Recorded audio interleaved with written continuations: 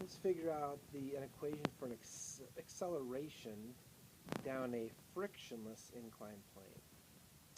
Acceleration down a frictionless inclined plane. So we're going to draw our inclined plane at a certain angle. Got an object on here. And what forces do we have? Well, we have normal force.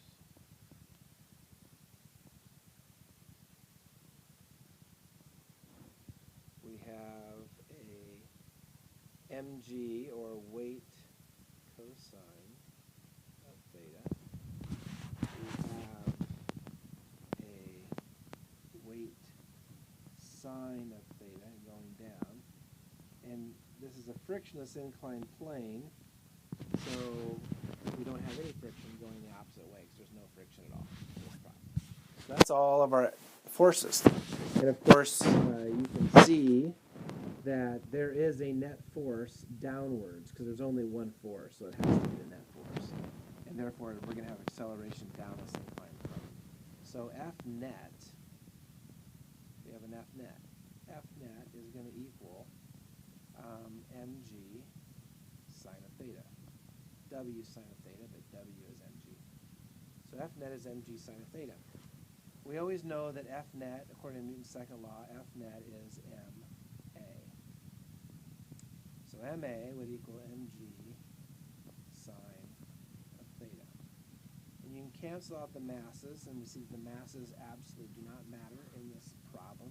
Any object on a frictionless inclined plane will accelerate down the inclined plane, this is very interesting, at a fraction of gravity. What is the fraction? The fraction is sine of theta. If you remember, on a sine curve, it goes from 0 up to a maximum of 1.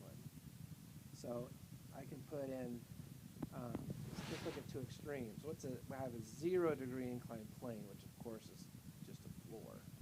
It's a flat surface. If the angle is 0, if you put in sine of 0 is 0.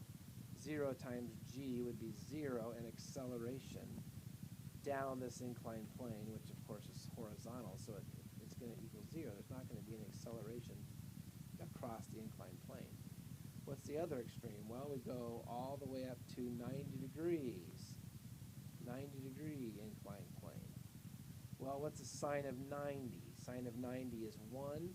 1 times g is g, and so the acceleration of an object down a 90 degree inclined plane, of course, is 9.81. We call that free falling.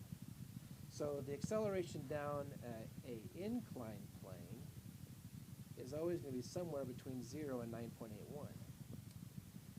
So an interesting question is, at what angle would my acceleration rate down an inclined plane be half of gravity? Half of gravity. This is a great question because it usually tricks lots of people. People will think, okay, at 0 degrees I have acceleration of 0, at 90 degrees I have gravity, so maybe at 45 degrees. But the problem is the sine of 45 degrees is like 0.7.